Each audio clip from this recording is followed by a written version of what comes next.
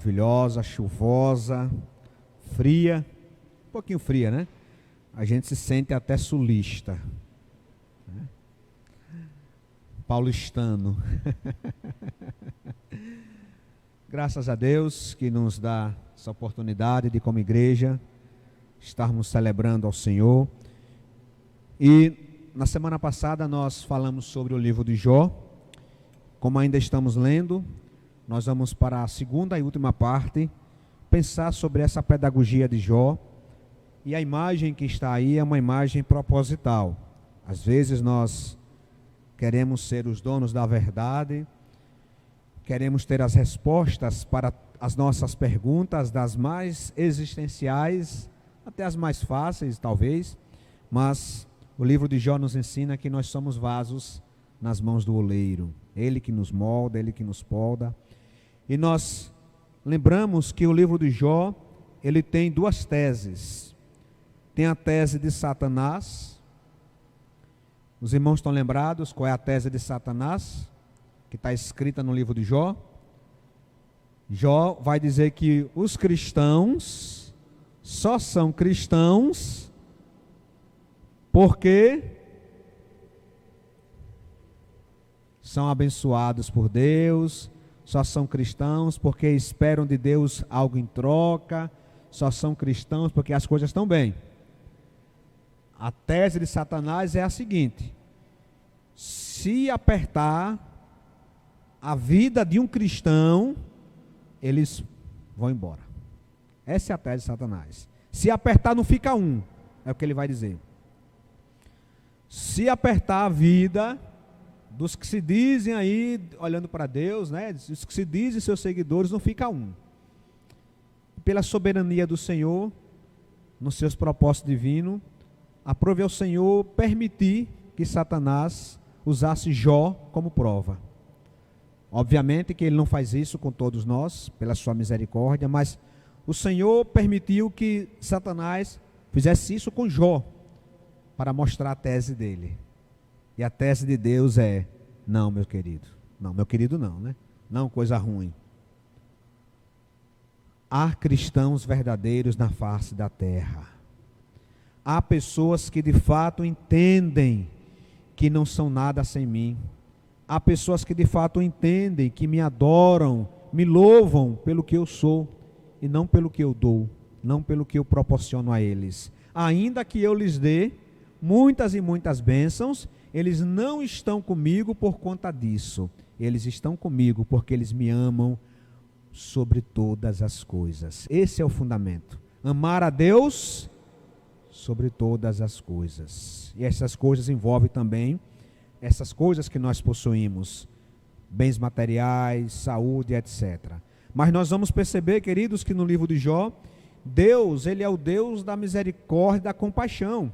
Porque o final da vida de Jó foi duplamente abençoado. E depois Jó teve muitas e muitas bênçãos espirituais. Tudo que Deus tinha dado a Jó no início, ele duplicou. Só não a esposa, como eu falei na semana passada, né? A esposa ele não duplicou. Mas os bois ele duplicou, Levi, né? Duplicou os filhos, duplicou tudo. Tudo. Mostrando que Deus é misericordioso. E depois que Deus duplicou, Satanás não pôde mais tocar a mão. Porque como nós vimos, Deus ele é soberano. Nós temos um inimigo, mas até a ação do inimigo está debaixo da soberania do Senhor.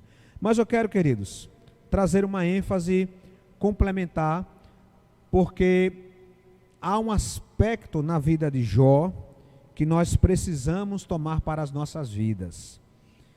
E essa pedagogia de Jó nos leva a tentar imitar os passos de Jó. Eu quero que você abra aí, capítulo 1, dos versos 6 ao 8. Pode projetar.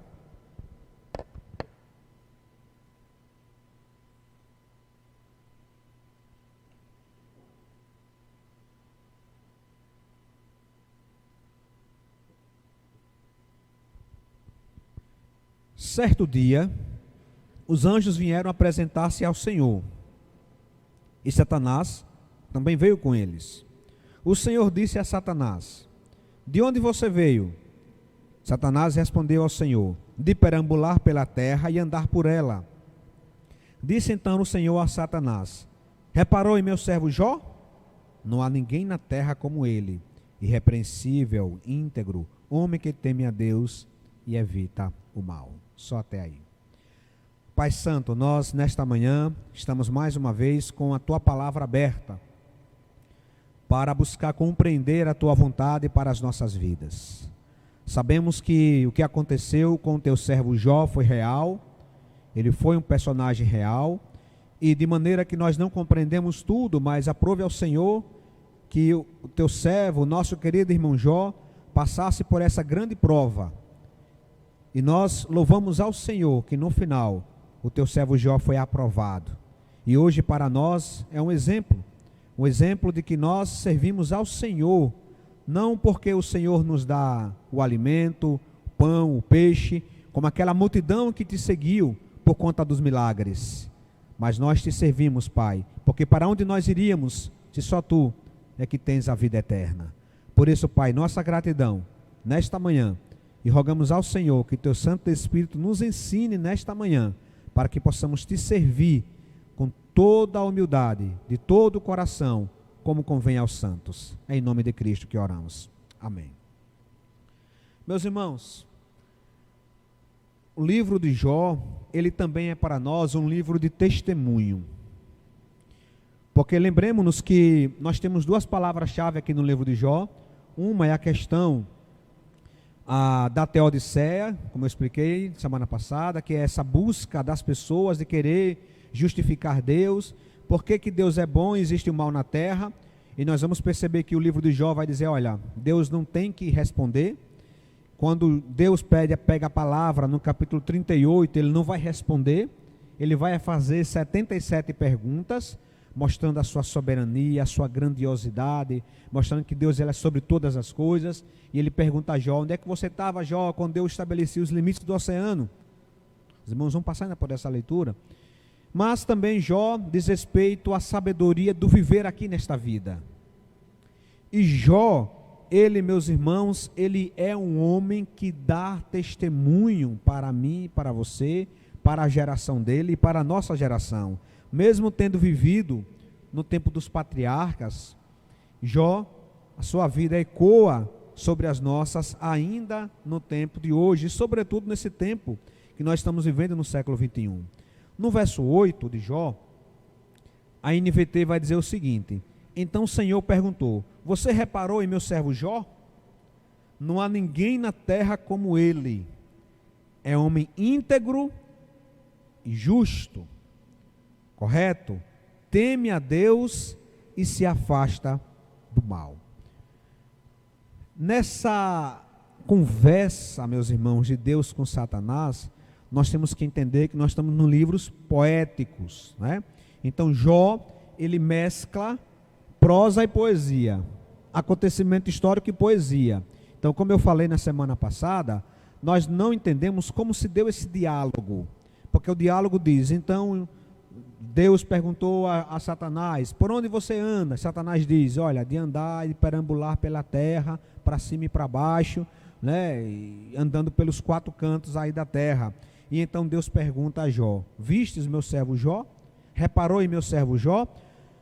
Não sabemos como foi exatamente esse diálogo, a cena, mas o que nós precisamos entender é que ele aconteceu. E aqui eu chamo a atenção para um primeiro aspecto. Você já imaginou, meus irmãos, minhas irmãs, se Deus falasse com Satanás a seu respeito? Já imaginou?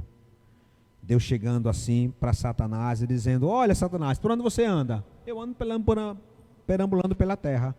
Observastes meu servo Neto? Observastes meu servo Nilton? Observaste meu servo Júnior, minha serva Marlene, minha serva Edileuza e assim por diante? Já imaginou o que é que Deus diria depois dessa primeira parte? Observastes meu servo fulano, homem, mulher, reticência. O que será que Deus diria? Será que Deus diria: observastes meu servo? Olha, ele não é nenhuma Brastemp, não. Ele dá muita cabeçada, difícil. crente cabeça dura, ovelha cabeça dura. O que será que Deus diria, meu irmão, minha irmã? E nós precisamos entender que o testemunho de Jó é para nós um mapa de viver aqui nesta vida. Nós já aprendemos que eu tenho que servir a Deus sem segundas intenções. Eu tenho que adorar a Deus sem segundas intenções. É a máxima daquela música, né? Se Deus fizer, Ele é Deus. Se não fizer, continua sendo Deus. Não adoro pelo que Ele faz, mas eu adoro pelo que Ele é. Haja o que houver, sempre será Deus. Decorei certinho. Essa é a máxima, tá certo? Mas, meus irmãos, minhas irmãs, pensa o seguinte: nossa adoração a Deus, ela não está restrita ao plano espiritual, vertical, minha relação com Deus. A minha relação com Deus, a minha adoração com Deus, ela também está no plano horizontal, minha relação com o próximo. Por isso que não pode haver uma adoração dissociada de vida santa. Por isso que, se Jó compreendeu, no final, que deve adorar a Deus, sem esperar, ou sem ter uma postura, orgulhosa, dizer, olha, por eu ser cristão, Deus tem a obrigação de me dar isso e aquilo. Já percebeu que não é assim? Já percebeu o seguinte, olha, eu preciso adorar a Deus pelo que Ele é, porque Ele é o Deus santo, foi Ele que me criou, é Ele que me deu a vida eterna, Deus é o Deus poderoso. Para onde eu iria? Para fora da sua presença. Isso que Jó compreendeu. Nessa terra, Jó então nos ensina o seguinte: tudo que vier de Deus, um pão com manteiga, é bênção do Senhor na nossa vida. Um rim está com pedra, o outro não tem, é bênção do Senhor na sua vida. Porque Deus não tem a obrigação de dar nada por você ser cristão, porque Ele já lhe deu todo, ou tudo. Então nós temos que ter esse coração agradecido por tudo que Deus nos dá. Eu tenho que ser agradecido, porque Deus não tem obrigação, mas Ele é um Deus misericordioso, compassivo, um Deus que nos dá.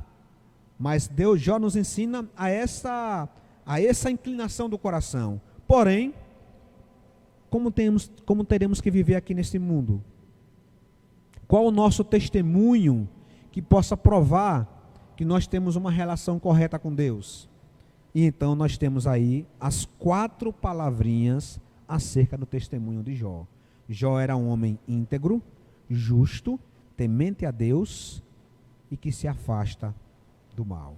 Primeira coisa, Jó era um homem íntegro. Então eu quero que você grave essas 4 palavras. Primeiro, integridade. Se Deus falasse com Satanás a seu respeito, você deveria buscar viver uma vida íntegra, para que a semelhança de Jó, Deus pudesse dizer: observaste meu servo fulano de tal? Homem, mulher, íntegra. E o que é, meus irmãos, ser íntegro? Ser íntegro é aquele que não tem uma conduta passiva de repreensão. É o completo, o inteiro, sem falhas no caráter. No dicionário é o estado daquilo que está inteiro, que não sofreu qualquer diminuição. É aquilo que é pleno, inteireza. Sabe o que significa, meus irmãos? Tem pessoas que são irrepreensíveis em diversas áreas, mas ele não é íntegro. Por que ele não é íntegro? Porque tem uma área na vida que ele não é justo. O íntegro, meus irmãos, é aquele que ele é completo diante de Deus. Ele não se coloca diante de Deus de maneira parcial. Ele busca viver uma vida completa de retidão, de santidade, porque o nosso alvo, meus irmãos, é uma vida inteira de retidão. Havia nesse caso uma harmonia honesta entre a profissão de fé de Jó e a sua vida. E isso é exatamente o oposto da hipocrisia que os amigos de Jó falavam, que diziam: olha, se você está doente, é porque você de fato tem algum pecado aí inconfesso. E Jó sabia da sua integridade. E Jó vai dizer: olha, eu não abro mão da minha integridade. Olha, não é que eu sou perfeito, mas eu sei quem eu sou. Eu sei quem eu sou. E nós vamos perceber que Jó, de fato, tem algumas dificuldades. Porque ser íntegro, meus irmãos, não é ser sem pecado. Jó tinha suas dificuldades. Por exemplo, no capítulo 24, verso 12, vai dizer: sobem da cidade os gemidos, Jó vai dizer, né? Sobem da cidade os gemidos dos que estão para morrer, e as almas dos feridos clamam por socorro, mas Deus não vê mal nisso. Jó está acusando Deus de quê? De injusto. Sabe por quê? Ele estava em crise. O íntegro tem suas crises também. Ser um homem ou uma mulher íntegro não é uma pessoa perfeita, mas é uma pessoa que busca viver uma vida completa em todas as áreas. Ele quer devotar santidade a Deus. Jó, mais na frente, Deus vai corrigir Jó, vai dizer: quem é esse que obscurece o meu conselho com palavras sem conhecimento? Mas Jó era um homem íntegro em seu testemunho. Não é à toa que no final os 3 amigos de Jó vão ter que fazer sacrifícios e enviar a Jó o holocausto, e Jó, como uma espécie de sacerdote, levará a culpa dos 3 amigos de Jó, para que Deus pudesse purificá-los. Mesmo tendo errado, Deus não vai fazer com que Jó fizesse o holocausto, mas os 3 amigos de Jó sim. Então, meus queridos, integridade significa o quê? Olha, eu devo buscar viver uma vida de retidão em todas as áreas da minha vida. Sabe por quê? Porque a integridade, ela é um atributo comunicável de Deus. Existem atributos incomunicáveis. Deus é onisciente, a gente não é. Deus é onipresente, nós não somos. É um atributo de Deus, mas Ele não comunica, Ele não passa para os seus filhos, para a humanidade, esses atributos, mas aos atributos comunicáveis. Ou seja, Deus, Ele é justo e Ele passa essa justiça para a humanidade. Ele comunica, Ele liga o homem até o seu atributo. Então, esses atributos de integridade, ele é de Deus, mas são atributos comunicáveis. Por exemplo, lá em Deuteronômio capítulo 32, verso 4, vai dizer: Deus é a rocha, suas obras são perfeitas, todos os seus caminhos são justos, Deus é fiel, Ele não comete erros, justo e reto é Deus. Ele é íntegro. Você é filho de Deus? Amém? Então você deve buscar viver tal pai, tal filho. E o que isso significa, queridos? Que você precisa observar a sua vida e se perguntar: em que área eu preciso melhorar para buscar viver uma vida íntegra diante de Deus e dos homens? Tem pessoas que são exemplares no trabalho, em casa, nos relacionamentos pessoais, mas tem vício no jogo, não é íntegro. Outros, até com jogo, não está nem aí para jogo, tem uma vida boa em casa, no trabalho, na igreja, mas tem uma dificuldade gigante com a língua, não é íntegro, fala mal de tudo e de todos. E assim vai. Áreas como dinheiro, relacionamento, sexualidade. Existe, meus irmãos, sabe qual é agora o padrão? O padrão é o seguinte: olha, Deus não está nem aí para o seu corpo. Não mate, não roube, pague seus impostos, seja uma pessoa que ajuda o próximo. O que você faz com o seu corpo, Deus não está nem aí. Para Deus isso não vale de nada, porque Deus quer integridade. Ou a gente vive uma vida íntegra, ou Deus não vai se agradar de nós. Nós não daremos um testemunho, porque, meus irmãos, o texto que nós lemos de Jó, no capítulo 1, versos 6, é o seguinte: olha, Deus se alegra em ver o nosso bom testemunho. No texto, meus irmãos, fica claro, quando a gente olha, observe, volta de novo aí em Jó, capítulo 8, Jó 1, 8. Olha como Deus vai dizer, é como se Deus batesse no peito, dissesse: olha, reparou em meu servo Jó? Eu me alegro nesse homem. Deus se orgulha. Sabe quando Irmão Eliseu, o pai tem orgulho de uma filha ou de um filho? Sabe? É como você chegar assim, numa escola, você está na fila do supermercado, e então descobre que quem está na sua frente é professor de sua filha, ou de seu filho. Você é professor de minha filha, observou a minha filha? Menina estudiosa, chega no horário, não se mete em confusão. Você fica orgulhoso da sua filha, do seu filho. É assim também com Deus. Deus diz, olha, observou meu servo Jó? Homem íntegro, ou seja, ele não é aquela pessoa duas caras, que é bom em uma coisa, mas tem gente que é assim, é bom em diversas áreas. Na igreja ele é um santo, no trabalho ele é um santo, para os amigos ele é um santo, quando ele chega em casa ele é o demônio.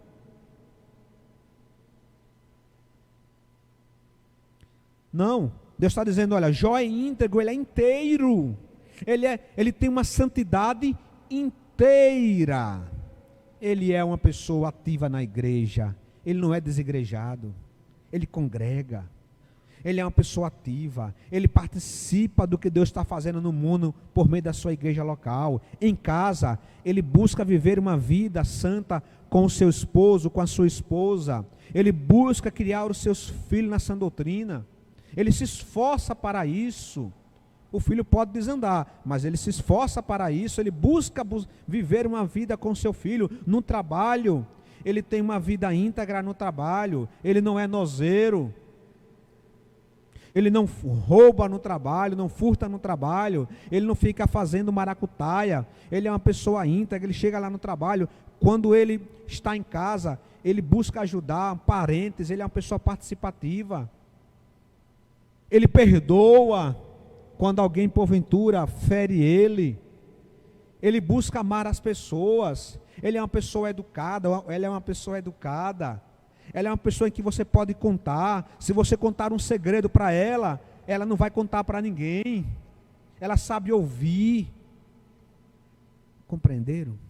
Integridade. Logo, meu irmão, minha irmã, nós não podemos ficar satisfeitos com o nosso nível de testemunho agora.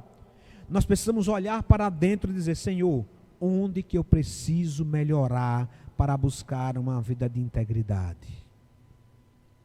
Mas Jó também era justo. Observastes meu servo Jó, homem íntegro e correto, em algumas versões vai dizer, outras vai dizer, homem íntegro e justo, como essa que a gente está usando. Ainda outros vão falar, homem íntegro e temente.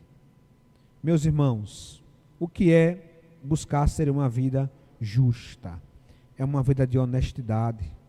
O justo, ele entra naquela categoria, bem-aventurados que amam a justiça, os que sofrem por conta da justiça, bem-aventurados que buscam a justiça, bem-aventurados aqueles que até são perseguidos por causa da justiça, por amor do nome de Cristo.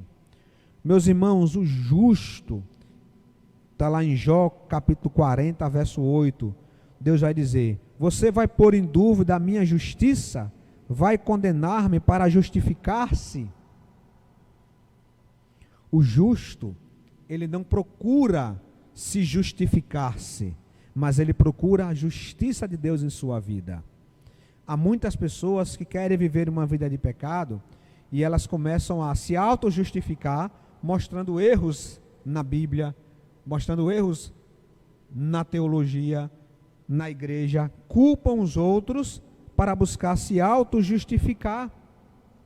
Jó, meus irmãos, ele era uma pessoa justa. Em que sentido? Ele buscava viver a justiça de Deus. Tem um texto que está lá em 1 João capítulo 3, quero que você projete, por gentileza, do 7 ao 10, do 7, diz o seguinte, filhinhos, não deixe que ninguém os engane, aquele que pratica a justiça é justo, assim como ele é justo. Quando eu busco viver uma vida de integridade, eu vou buscar ser justo em cada área da minha vida. Justiça aqui, meus irmãos, não é aquela questão de você querer justiça para os pecados dos outros. Justiça é você viver uma vida íntegra, correta, em cada área da sua vida. Você olha, eu sou justo, eu sou correto, eu busco viver aquilo que Deus tem para a minha vida. É isso que Jó fazia. E é isso que fez com que Deus olhasse para Satanás e dissesse, e observasse meu servo Jó, ele é íntegro em todas as áreas, mas também ele é justo. Em terceiro lugar, queridos, Jó era um homem temente a Deus. O que é temer a Deus? Deus vai dizer, olha, observastes meu servo Jó?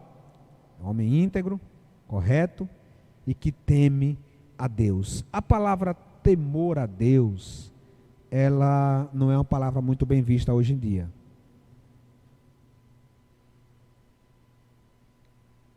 E há algumas distorções também. Temor a Deus é você reconhecer a santidade de Deus. Temor a Deus é saber quem você é. Os amigos de Jó falam um pouco sobre isso. E aquilo que os amigos de Jó falam, como eu falei para os irmãos, parte do que os amigos de Jó falam é verdade. E é uma coisa que ele diz, olha, quem é o homem? O homem não é nada. O homem um chega a dizer que ele é um verme. Foi bem enfático. O que ele está querendo dizer? Olha, meus queridos, nós precisamos entender quem nós somos, a nossa pequenez, e olhar para a santidade de Deus. Então, temer ao Senhor é saber que nós prestaremos contas de nossas vidas a Deus, é andar em humildade de Deus. No Velho Testamento, temor a Deus era sinônimo da verdadeira religião. Olha, vocês vão ver até nas suas Bíblias, olha, tem fulano, ele teme a Deus, fulano é temente a Deus. O que era temente a Deus? Era como dizer hoje que é crente. Fulano é crente. Antigamente era, no Antigo Testamento, não, pode ir na casa de fulano, ele é temente a Deus. Era sinônimo de ser uma pessoa genuinamente convertida, que crê em Deus genuinamente. E aí, meus queridos, aquela pessoa que teme a Deus, ela vai entender que a sua vida aqui na terra, ela tem um rastro, e esse rastro chama-se testemunho. E aquele que teme a Deus, ele entende que ele, por prestar contas ao Senhor, por conta da sua vida, ele vai buscar se afastar do mal. Quer ver uma ideia? Abra aí 2 Coríntios 5, capítulo 10. 2 Coríntios, capítulo 5.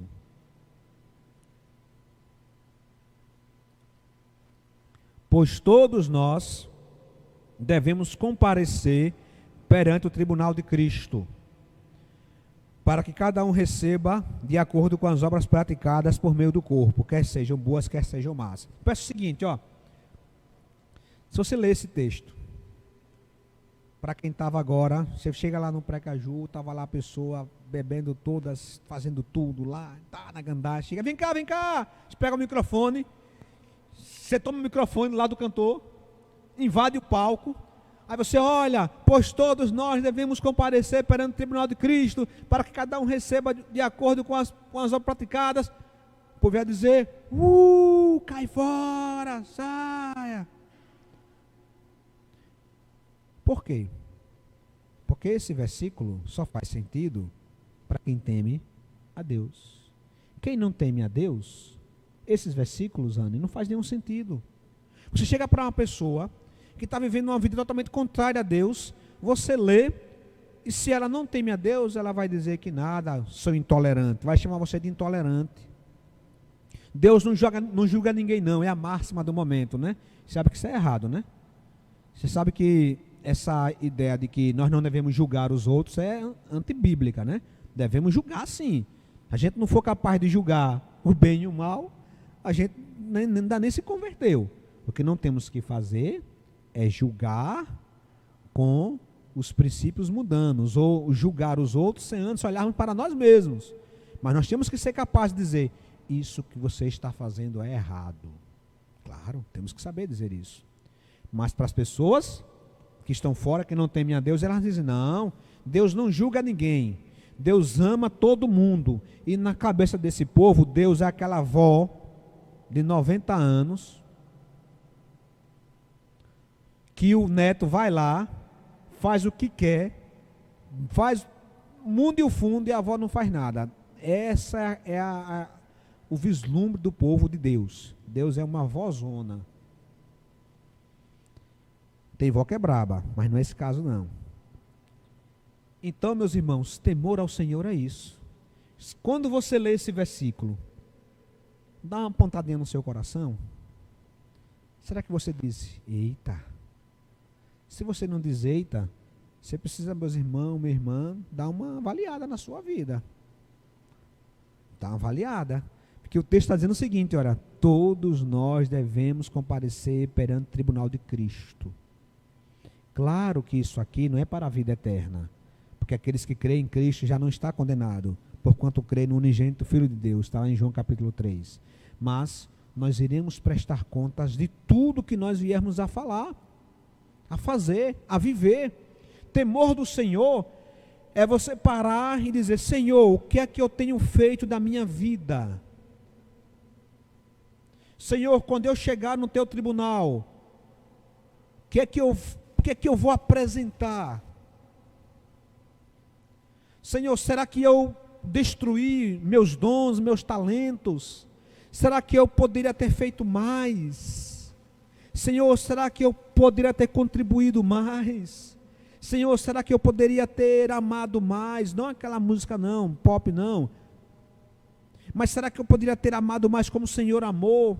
Senhor, será que eu poderia ter sido mais útil no teu reino? Senhor, será que eu poderia... Senhor, e aí você deve fazer isso agora. Por isso, meus irmãos, que a melhor análise que nós podemos fazer da vida é a gente olhar a nossa vida na perspectiva do fim. O que é olhar a sua vida na perspectiva do fim? É você se imaginar lá já, com um pezinho. Os irmãos sabem onde é? Né? Os irmãos se imaginar já lá no pezinho e você olhar para a sua vida para trás e você dizer, o que é que eu poderia ter feito diferente? O que não teme a Deus é dizer, era para ter feito mais, aproveitado a vida, ter bebido mais, ter farreado mais. Mas ele não teme a Deus. Ele já está com a sentença decretada. Mas o cristão deve olhar para trás e dizer, Senhor, o que é que eu poderia ter feito mais? O que é que eu poderia ter melhorado mais? Onde, Senhor? Onde, Senhor? Então, meu querido, no verso 11 vai dizer, continue o verso 11, 2 Coríntios 5. Uma vez que conhecemos o temor ao Senhor, olha, uma vez que conhecemos o temor ao Senhor, procuramos persuadir os homens, diz Paulo. O que somos está manifesto diante de Deus, e esperamos que esteja manifesto também diante da consciência de vocês.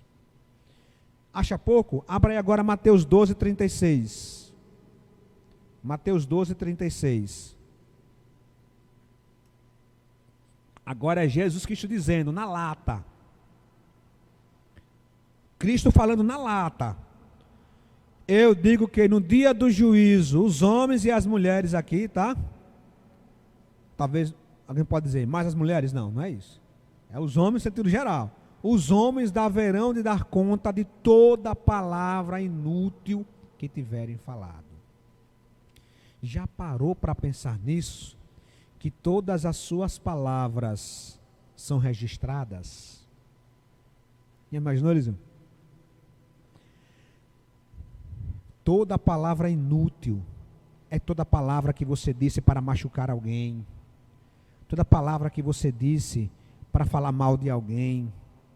Toda palavra que você disse que não foi para edificação, para exortação, para crescimento. Ah, mas eu sou uma pessoa, como é que alguns usam aquela palavra? Que fala o que quer. Sincera. Eu sou uma pessoa sincera. Não, você não é uma pessoa sincera. Você é uma pessoa insensata. Há uma diferença gigante. Quem é um insensato? É aquele que fala sem pensar. Diz sem pensar. Diz sem calcular os danos da sua fala. Ela fala, eu tenho que falar. Se eu não falar, eu morro. E ela então prefere matar com a sua fala do que morrer. E a gente sabe que nós temos que morrer. Nós temos que morrer, matar a nós mesmos. Não é isso que Paulo vai dizer. Estou crucificado com Cristo, não mais eu, mas Cristo vive em mim. Nós temos que mortificar a nossa natureza pecaminosa. Então, minha vontade é de falar muitas coisas, mas eu não posso falar porque eu sou de Cristo. Eu busco viver uma vida íntegra. Então eu mato a minha necessidade pecaminosa. Eu tenho que matar a minha necessidade de falar o que eu quero. E tem gente, meu irmão, minha irmã, que não percebe o potencial prejudicativo da fala. Quantas vezes tem pessoas que ainda hoje carregam um peso de uma fala que alguém falou. Aí a pessoa vai lá, se apronta, está passando por uma dificuldade na vida, e aí se apronta, coloca uma roupa, coloca uma maquiagem, vem para a igreja, aí alguém chega e diz: você está ridícula.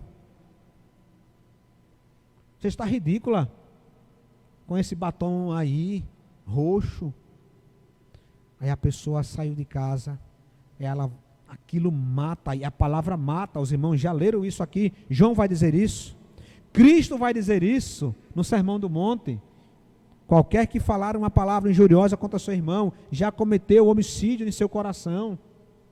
Então, meu querido, o temor ao Senhor quer dizer que eu pondero, eu busco ser uma pessoa sensata, eu não falo o que dá na telha, eu não faço tudo, eu temo ao Senhor. E por fim, prudência, tem a ver com tudo, meus irmãos. Jó era um homem que evitava o mal. Observastes meu servo Jó, homem íntegro, correto, justo, que teme a Deus e prudente.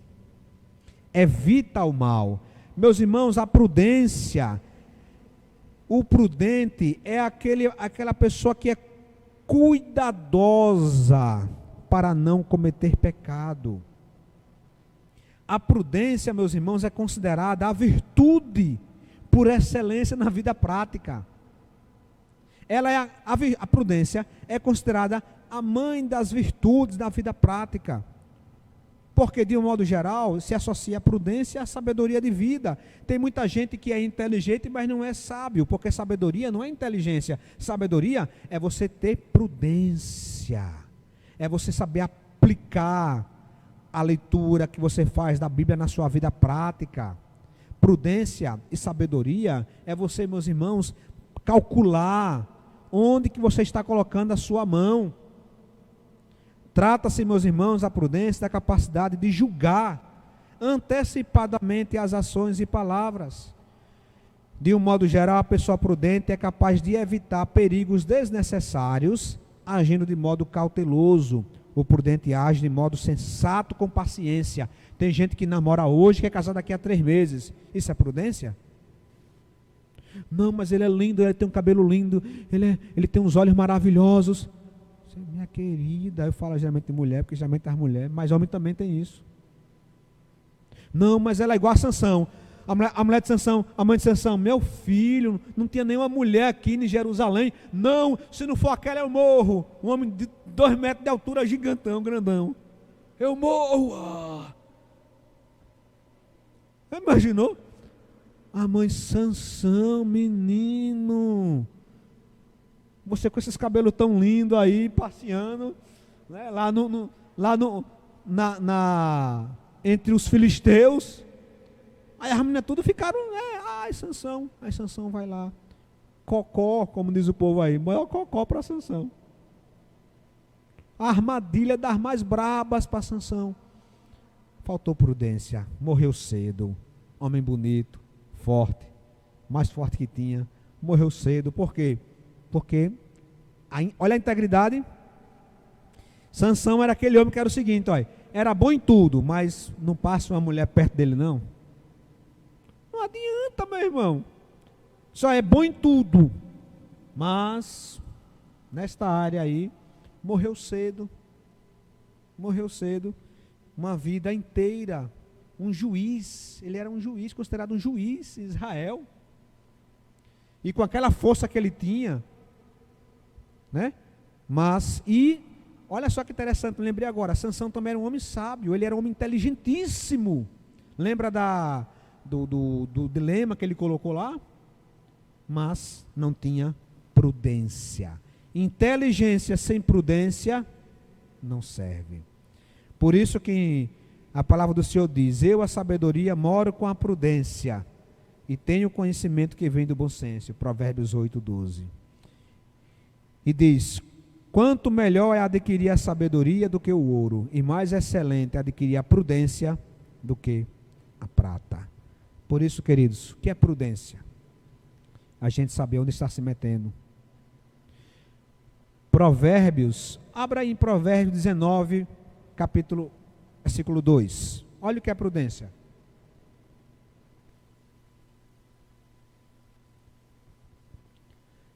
Não é bom ter zelo sem conhecimento, nem ser precipitado e perder o caminho.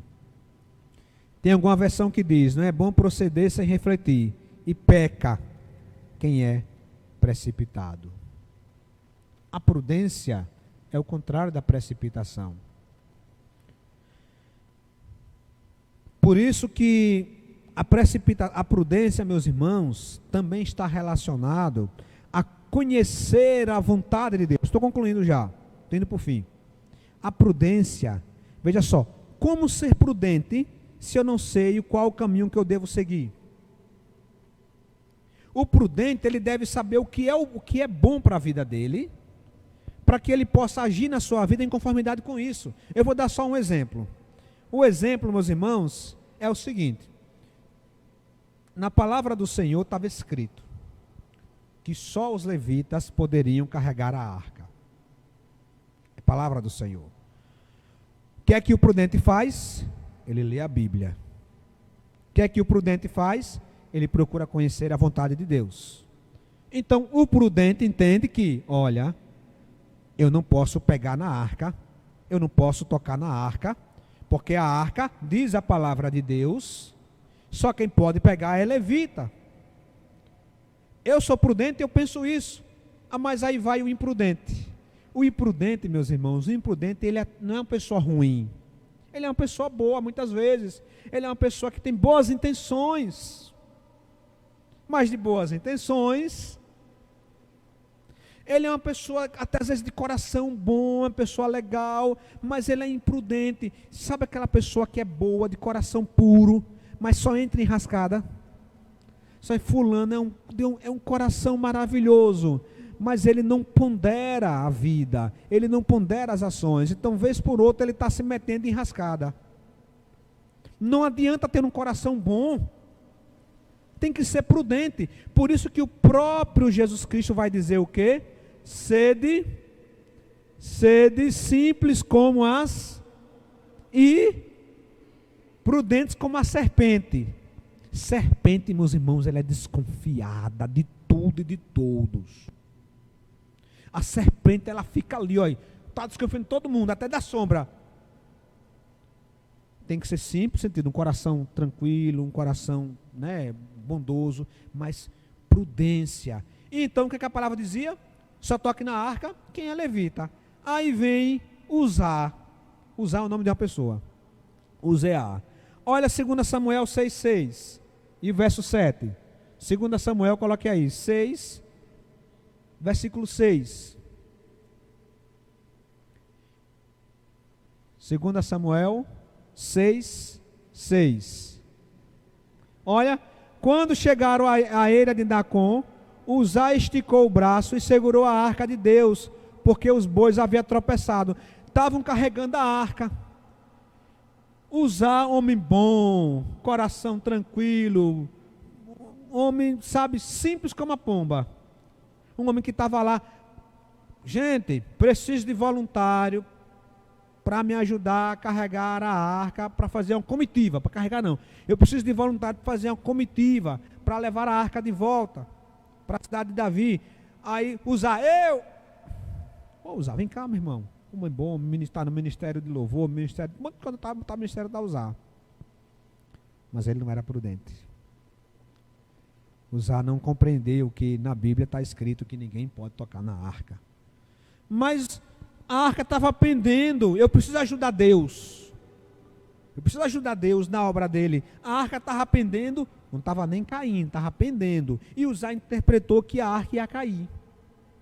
Que Deus não era tão Deus zeloso assim, que a arca dele ia cair, ia quebrar, e na hora que quebrasse, ia lá, olha, o cajado de Arão ia para um lado, os manás que estavam dentro da arca ia para o outro lado, as tábuas da lei iam para o outro lado. Aí Uzá imaginou, meu Deus, imagine, cajado de Adão, o maná, as leis. Aí Uzá fez o quê?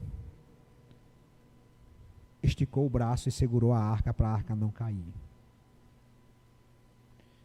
O que está escrito na palavra? Não. Provérbio diz, pode alguém andar por cima das brasas e não se queimar? Pode alguém fazer isso? Não. Aí vem o verso seguinte, verso 7. Aí o verso 7 que vai fazer? A ira do Senhor acendeu contra Uzá por seu ato de irreverência. Em algumas versões fala, seu ato de imprudência. Por isso Deus o feriu. Morreu ali mesmo ao lado da arca de Deus. Isso foi escrito para que o povo de Israel tivesse temor a Deus. Dizer, olha, as leis do Senhor são sérias. E a prudência deve ser amiga de cada um de nós. Por isso, meus irmãos, quero concluir lembrando que esse testemunho de Jó, de ser um homem íntegro, justo, um homem que teme a Deus e que é prudente, ele deve ser o caminho que todos nós devemos perseguir. Mas eu não posso acabar aqui, meus irmãos, sem lembrar de algo muito importante para as nossas vidas. Você só conseguirá ser uma pessoa íntegra, uma pessoa justa, correta, uma pessoa que teme a Deus e se desvia do mal, se você estiver com Jesus Cristo. Somente com Jesus Cristo é que esse testemunho é possível. Sabe por quê, queridos? Quando Satanás, me lembro de falar isso, se eu esquecer. Lembra da pergunta? O que Deus diria a seu respeito se Satanás lhe perguntasse? Se Deus falasse, Satanás, vistes meu servo fulano? Me lembra de dizer isso. Sabe por quê? Porque agora, meus irmãos, minhas irmãs, nossa vida está escondida em Cristo. E Jó, a vida de Jó, de integridade, de justiça, de temer a Deus e de prudência, ela aponta para Jesus. Por exemplo, de maneira rápida, abra aí em Jó 19, 25. Deixe lá em Jó. Jó capítulo 19, verso 25. Eu sei que o meu Redentor vive e que no fim se levantará sobre a terra. Está apontando para Cristo. Meus irmãos, Jó não era perfeito, mas sua vida apontava para aquele que é perfeito, Jesus. No desespero, por exemplo, Jó sentia a necessidade de um mediador que intercedesse por ele. Olha, por exemplo, Jó 9 agora, Jó 9, verso 32. Jó 9, ele não é o homem como eu, disse Jó, falando de Deus, para que eu lhe responda e nos enfrentemos em juízo, se tão somente houvesse alguém para servir de árbitro entre nós, para impor as mãos sobre nós dois, alguém que afastasse de mim a vara de Deus, para que o seu terror não mais me assustasse, então eu falaria sem medo, mas esse não é o meu caso. Quem é aquele, meus irmãos, que suportou a ira do Senhor em nosso favor? Porque a ira do Senhor é contra nós, somos pecadores. O salário do pecado é a morte, mas Deus colocou em Cristo toda a sua ira, para que em Cristo Ele levasse sobre nós todos os nossos pecados. Quem é esse mediador? Quem é o mediador? Jesus Cristo, meus irmãos. E em Jó, olha agora 16, verso 9, Jó sabia que a vida dele, apesar de não ser perfeita, ele tinha um advogado nos céus. Jó 16, verso 19, olha o que Jó vai dizer: saibam que agora mesmo a minha testemunha está nos céus, nas alturas está o meu advogado. Meus irmãos, quando Deus fala com Jó, no meio da tempestade, sabe quem é que fala com Jó? Jesus Cristo. Há um consenso na teologia hoje, de que as teofanias, que é a aparição de Deus no Velho Testamento, é o Cristo pré-encarnado. Não é o Cristo reencarnado não, isso é Espírito. Cristo pré-encarnado Cristo não existia antes dele vir do ventre de Maria? Já existia Jesus Cristo. É esse Cristo pré-encarnação que fala com Jó. É esse Cristo que estava antes da criação do mundo.